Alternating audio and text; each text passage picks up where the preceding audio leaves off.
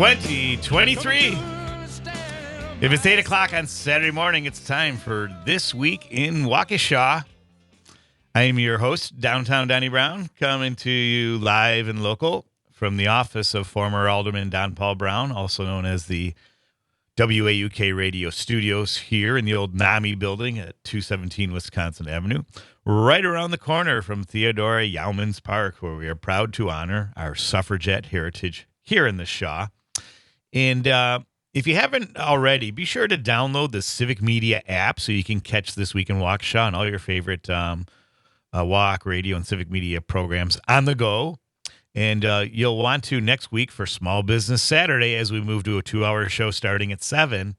And so you can catch the show while you're enjoying breakfast at one of our many fine restaurants and get some great shopping scoops for this special day as we have small business owners as many of our guests who had so much flavor to our university city, the city we love. And today we are honored to have, for the first time, his maiden voyage here in the office of former Alderman Don Paul Browne, Waukesha's Police Chief, my good friend Daniel Thompsen. Chief, welcome. How are you today? Well, thank you very much. I'm doing very well. Thank you. Fantastic. And we've been trying to put this together for a long time, and the chief has always been very busy, so I never really wanted to bother you too much, but then I saw you at the last mayor's breakfast and just wanted to say a quick hello. And you said, hey, I still want to be on your show. And you put me in touch with your assistant. And so really grateful that we could put this together, especially as we approach the holidays.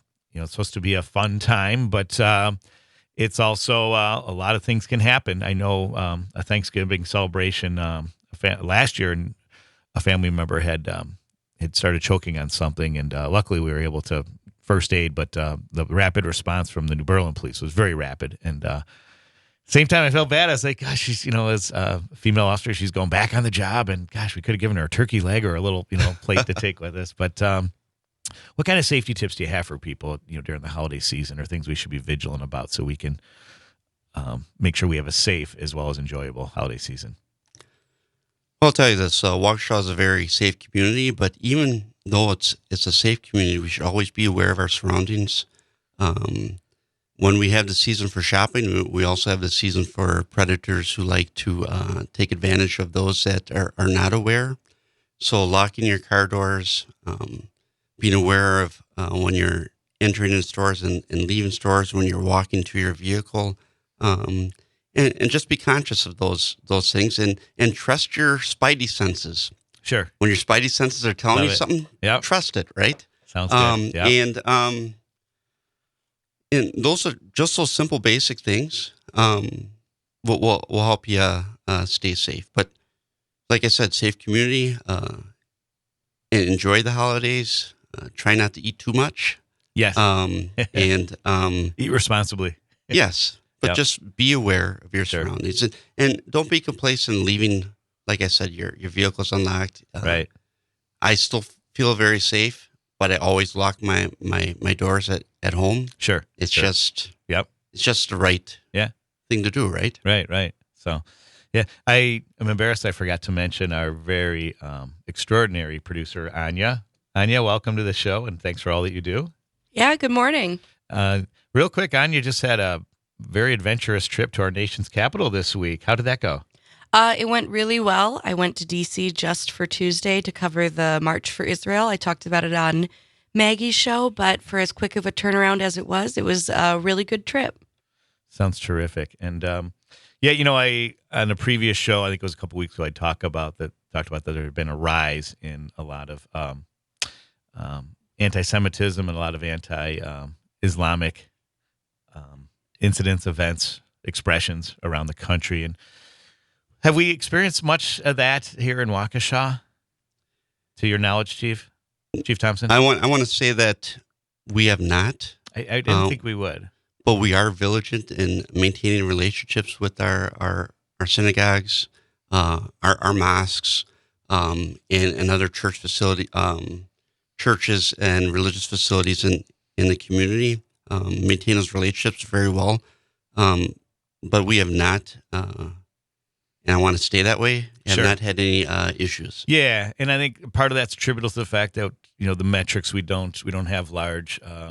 We have a diverse community, but we don't necessarily have a large say Jewish population or Islamic population compared to other parts of the metro area. But again, I think we should remain vigilant, as Chief Thompsen says, and also this discussion is very timely as we approach the 2-year anniversary of the Christmas parade attacks, where too many of us witnessed firsthand the results of acts of hatred of any kind, whether they be personal, random, or targeted towards a group. That oftentimes it's our children and children of all ages that are victimized. And, this Tuesday, as many of you know, we have the Main Street Parade Memorial Dedication and Towel event. It's going to take place right at 4:39 p.m., the exact moment that the attack occurred.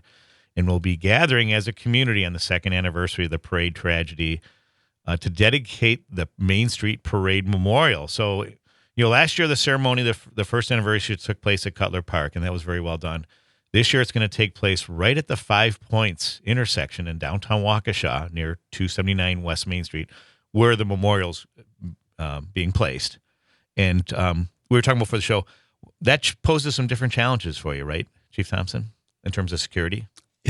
It does, but we are prepared. We are very well staffed for the event. How we have the area secure, working in partnership with the fire department and other local and federal partners, we are very prepared for keeping that safe. I will tell you this. So talking about this 2-year event that's occurring. Sunday, December 3rd. Yes. No, I want to talk about November 21st. Yeah, Memorial my Day. apologies. Yeah, I want to talk about that is because November 21 of 2021 is our 9/11 in the city of Waukesha. Yeah. Is a Well day said. that we'll never forget, right? Yep. But what this 2-year anniversary really signifies and exemplifies is the resiliency of this community, that incident did not define us. What it did do, it refined us. Yes. It shows the strength of how strong we are. Yeah. And Waukesha Strong is not just a word, it's an action. Yeah. And you're going to see it there on the 21st at 4:39 p.m. And that's what that 5 Corners represents, is that this is a strong community. Right. But what's great about this community is that we are together in this. Yeah. So that's what makes us strong. Yes. And that's where we could other communities could look at us and say, that's how community should be. Mm-hmm. Is people actually care about each other. Right. It's not so much about identity. It's more about character. Yes.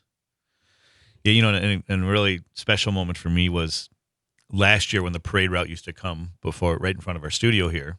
It's since been rerouted, and I think for good reasons. But the day before, there were some Girl Scouts and Girl Scouts moms looking. Their location is right in front of the Easter Seals building next door, and they came and we invited them to come in and get warm, get some hot chocolate, and both mothers were there at the parade last year and were off-duty nurses. And so next thing you know, they were right there, first responders, and the stories they told, the work that they did was just very riveting.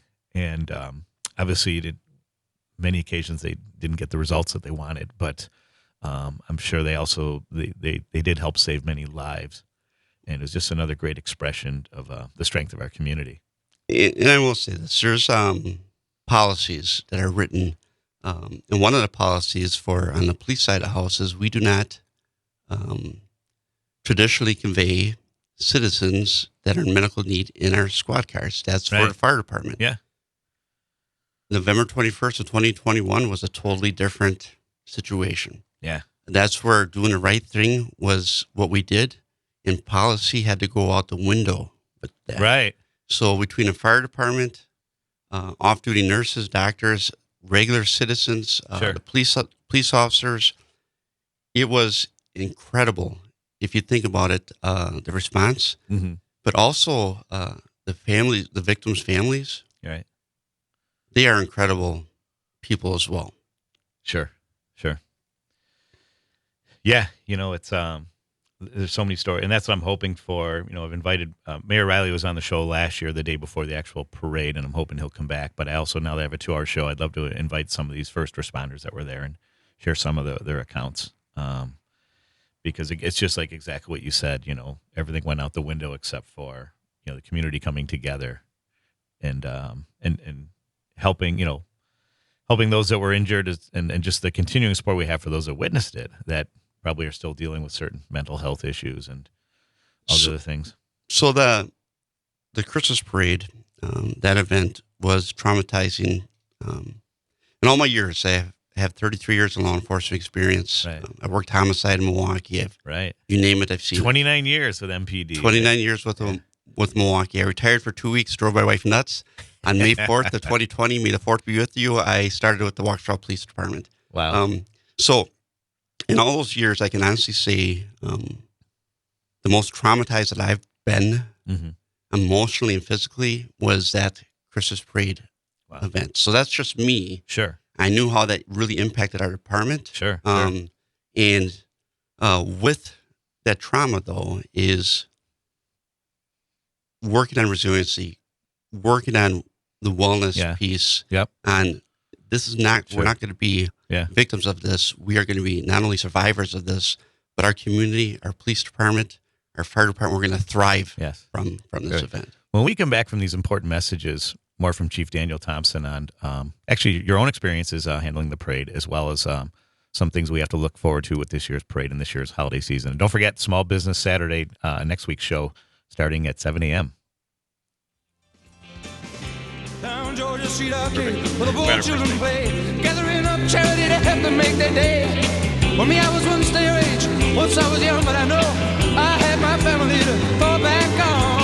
Give it up, share it out, yeah, help when you can, I know that you can. Talk about it, oh, give it up,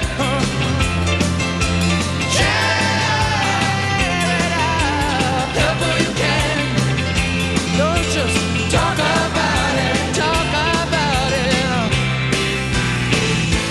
Don't be shy. Don't be shy. No, you get it up. Share it out. Share.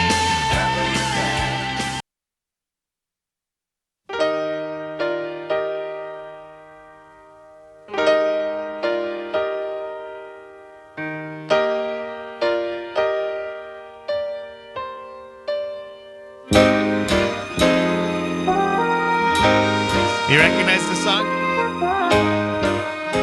Yeah, I do. I'm trying to remember what.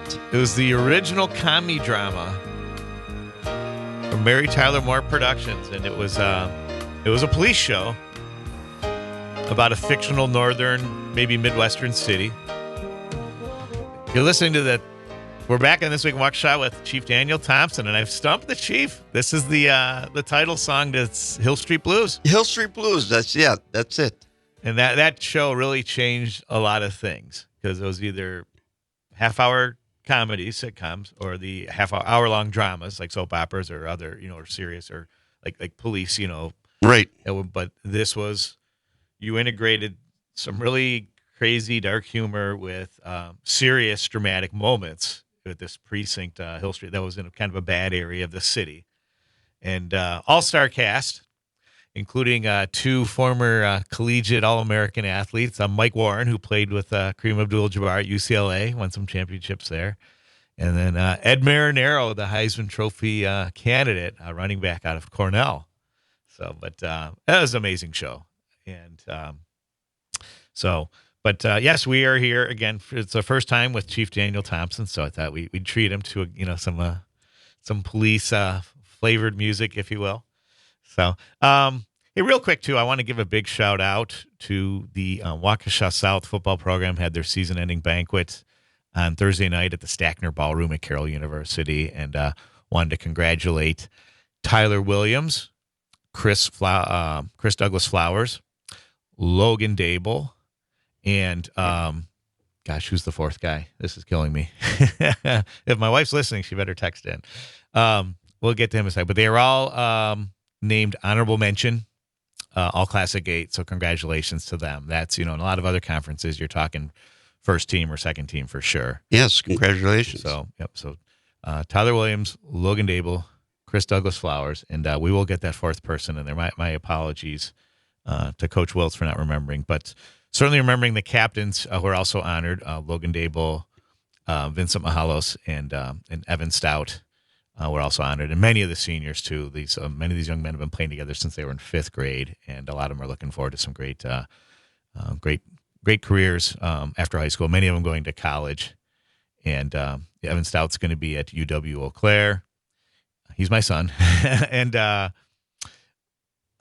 Chris Flowers is deciding between a couple of very attractive offers, including the University of Minnesota in the Big Ten, and St. Thomas in Minnesota, where former teammates Tak Tedioka and C.J. Johnson have made a big splash as freshmen, breaking into the lineup or the rotation. So very proud of our black shirts.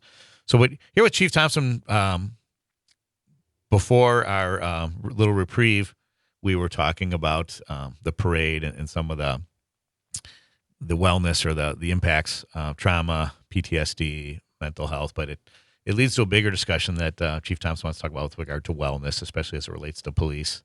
Yeah, so historically, like when I started in 1991, that was before we had cell phones, there was this suck it up mentality. Something would happen, suck it up, it's just part of the job, and move on.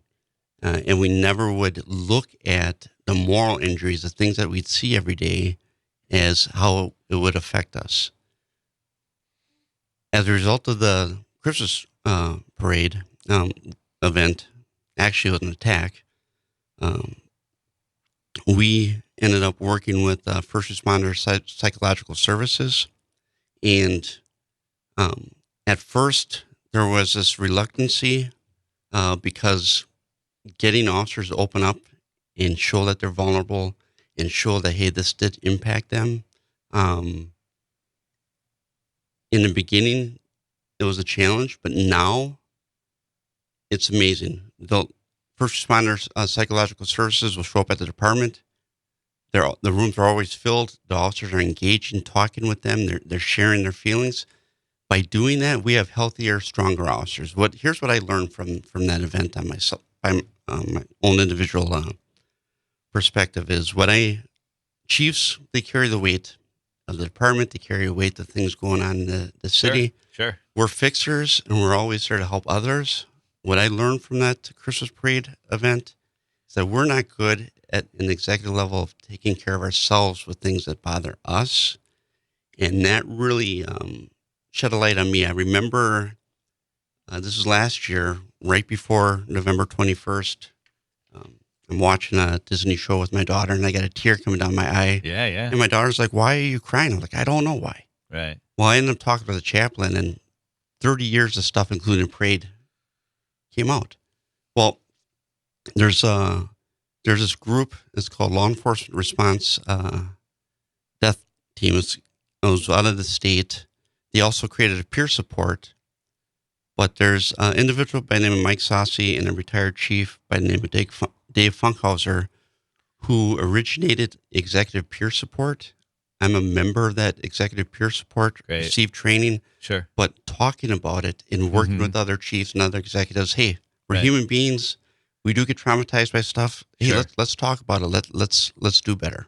And we are. We got a long ways to go, but we're doing much better with that. That's great to hear. And so, can I ask, where were you during the parade in 2021? Were you working that day, or were you off duty, or were you there? So my daughter was supposed to be cheering in the parade, but the coach was sick, so the cheerleading squad didn't go. Wow. So I was at home, and I remember talking with my wife, like, what are we going to do? Then I saw that text came over from one of my sergeants. Wow. And I knew it was bad. So I was on scene within minutes of the event. Wow. Initially, I was told that 25 people were shot. And now I'm going to put you in the mind of a 29-year veteran right. who's done a lot of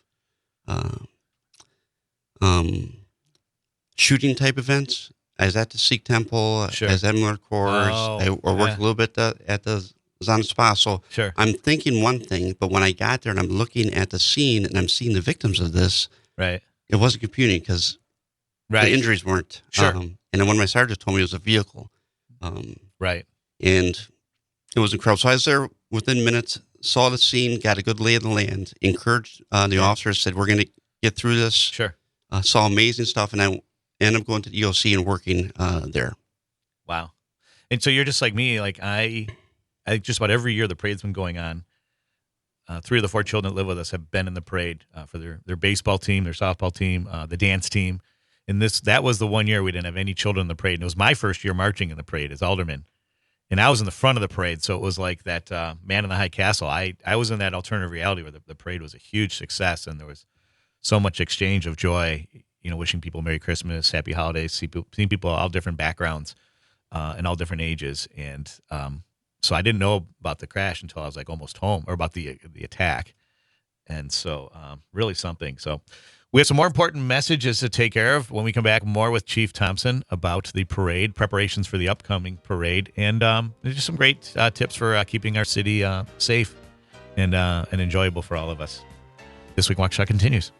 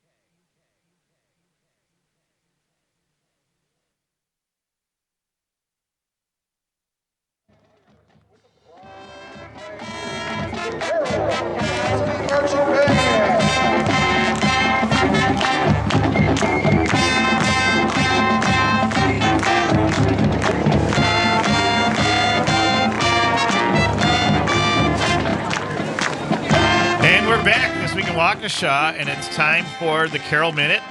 I'm your host, Don Browne, and I'm with Police Chief Daniel Thompsen. And we're also taking your calls here, 844-967-2789. And you can also text to that number if you're shy but have a question for the chief. But with Carroll University, some big news. Last Tuesday, Carroll's women's basketball team defeated Beloit College 68-49. Natalie Grisius led all scorers with 19 points, and 7 different Pios scored in this victorious effort. We'll be covering the women's team this Tuesday night at 7. They'll be home again, so be sure to tune in. And then today at 2, we'll be covering the Carroll men's game against Concordia. So be sure to check that in. Pregame should start at 1:30 p.m. And what's unique is that we're just doing home games, but it's men's and women's basketball teams, and because they're both doing well, and especially the women's team, which has put in 2 second-place finishes in what is arguably the toughest conference in Division III, the CCIW. And so we're really looking forward to seeing all the great things Coach Lindsay Schultz is doing for the women's, and Coach Taylor Jansen's doing for the men's. So also, after 6 years at the helm of Carroll men's soccer program, Derek Murray is stepping down as the head coach, actually the third head coach in program history to pursue other professional opportunities. After a stellar playing career for the Pioneers, Murray served as the Pios head coach for 88 games, compiling a career record of 33, 51, and 4, while coaching 7 all-conference players during that span. So we wish him the best. And Chief Thompsen, what has the police department's relationship been with Carroll University been like? I want to say it's an excellent relationship, not just only with security and public safety, but also with education and the educators and the deans and the programs. It's just a very long traditional Well, it's That's great. it's the oldest university in the state, right? Yeah. But we have a great relationship with that Carroll University. Sounds great. And we have a caller, a member of the Carroll staff, and a good friend of mine who's helped out with football, Greg Triple G Wanschneider. Greg, are you there? Hello. Hi. What question do you have for what question do you have for Chief Thompsen? Hey, Chief. I don't believe I've had the pleasure of meeting you, but I am totally blind, so you probably see me around. I haven't seen you around, but my question for you is simply this. I think I want to give a shout out to the collaboration between public safety and the police department, because a lot of Carroll's public safety officers, as you know, Chief, first of all, they get me from where I need to go to where I need to go, even as an alum and a staff member with the food service. But a lot of them are retired police officers or sheriff's deputies, and I get to have conversations with them about where they've been and things like that. So I just want to give a shout out to Mike Bagan and Dave and Chief. I just want to let you know, as the person who handles the breakfast line in the morning, you're always welcome. We have donuts and coffee for Careful what you wish for, Greg. You just for you, Chief. But no coworkers.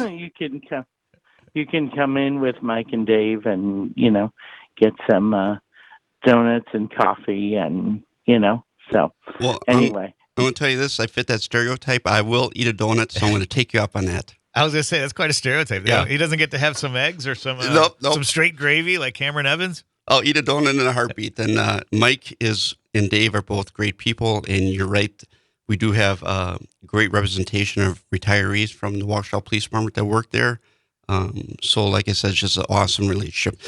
And what you get to see is they're human beings. You get to see the human side of us as well, which is awesome.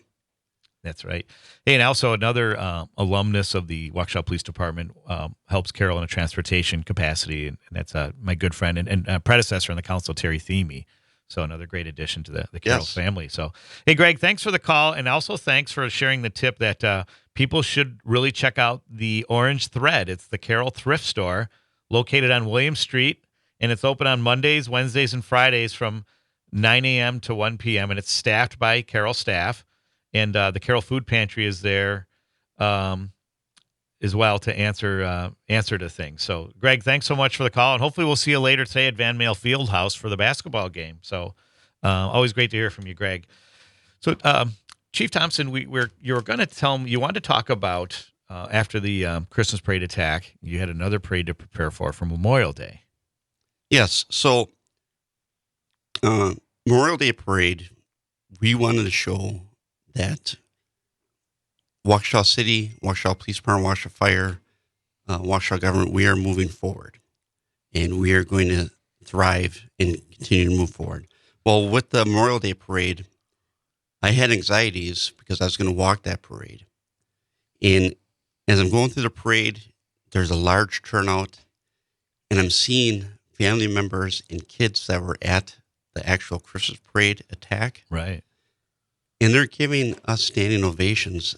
I actually got choked up because I'm like, you're giving us a standing ovation. We need to give you a standing ovation. What the community did and how they are and their character was just, I can't put it into words. Sure. But that really moved me. That Memorial Day parade really moved me in a very well. And makes me work harder for this community. Sure.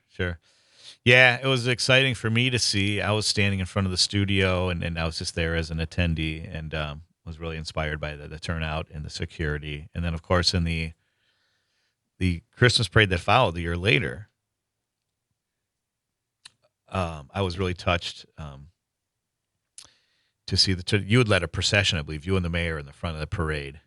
And I think it was many members of the police staff in the city, and I just thought that was such a great show of like positive force and support. So we like to say, I don't use the word, Waukesha Police Department does not say community policing. We see neighborhood engagement.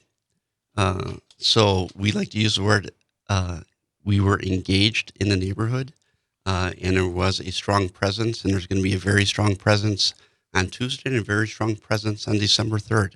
Sure. Well, and I remember too, last year it was like that Donald Sutherland line from the movie JFK. You could feel a military presence that day, or you should have been able to feel in that context. But here, yeah, it was like, I remember, I think they had security up on the rooftops. I think everywhere you looked, there was, just like I said, you could feel a strong security presence, and which certainly meant a lot to us. Yeah, so we had overt and covert, and Right. we're going to follow the same things. So what that means is how we do parades today will never be pre-2021. It's always going to be post-2021. Sure. So Right. we have a large presence, and it's always going to be that way. Sure. And I saw too, after however many years, I think this is the 60th anniversary, but last year for the first time that I know of, the parade route, or no, the date was changed. It was always the Sunday after Thanksgiving.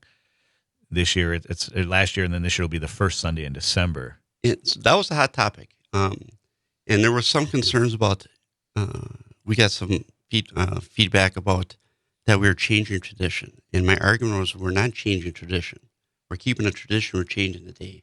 Right. And the reason why we're changing the day is November 21st, that first weekend, is gun hunting season. Yeah. So you have 2/3 of your city employees out hunting.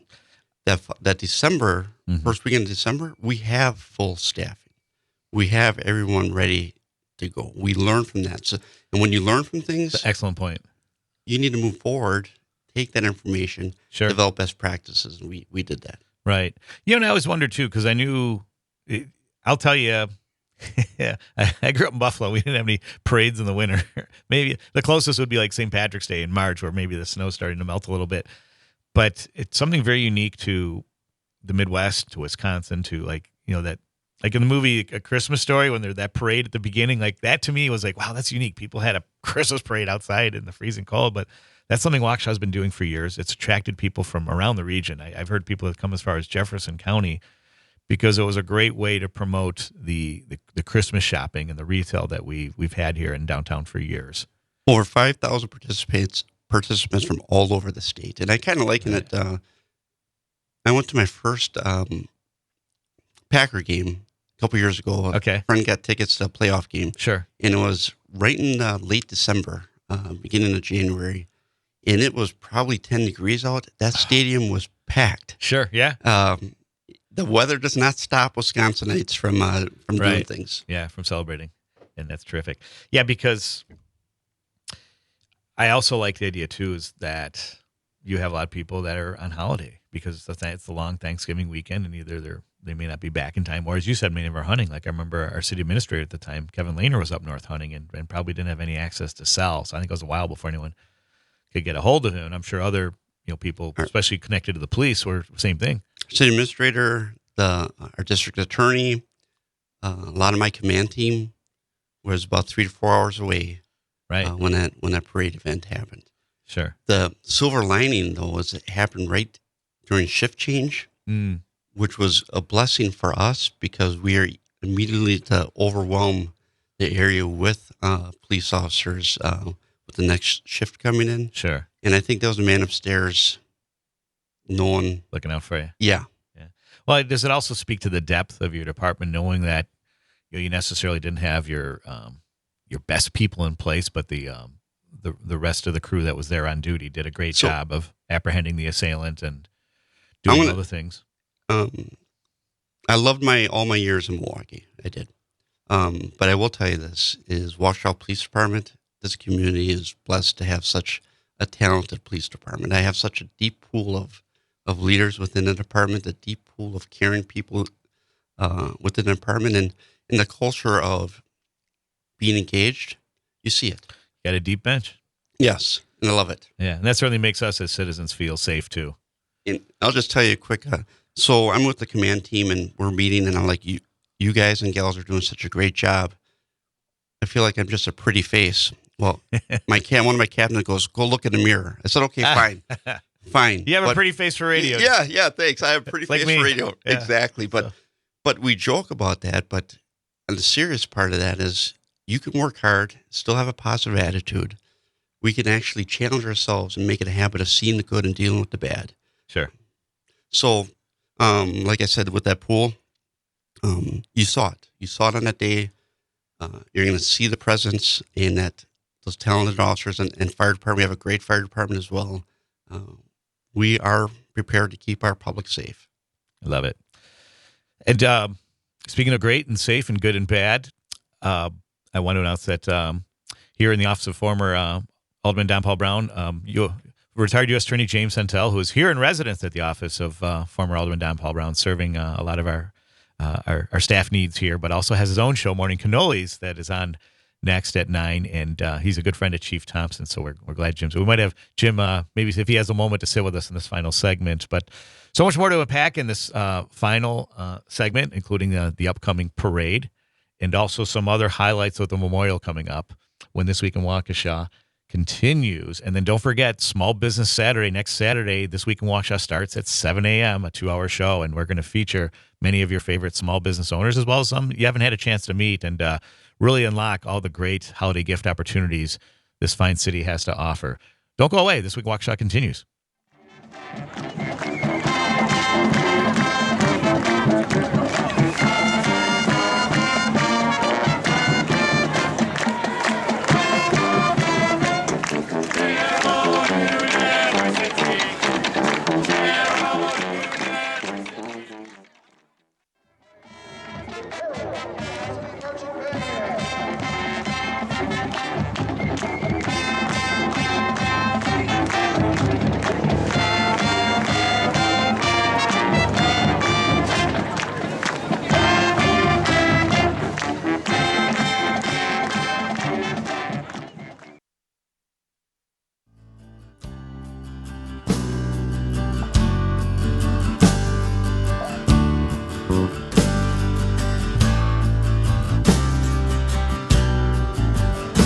Hey, we're back This Week in Waukesha, and you're listening to Thanksgiving by one of my favorite bands, Boy Dog Pondering.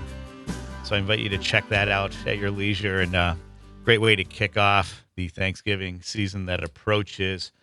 And I'm here with Chief Daniel Thompsen, and also want to let everyone know that WAUK Radio will also be doing the pre-parade coverage at 3 o'clock on December 3rd. So you'll have a chance to meet some of the exhibitors, some of the participants, city leaders, and really get a flavor for what's going on.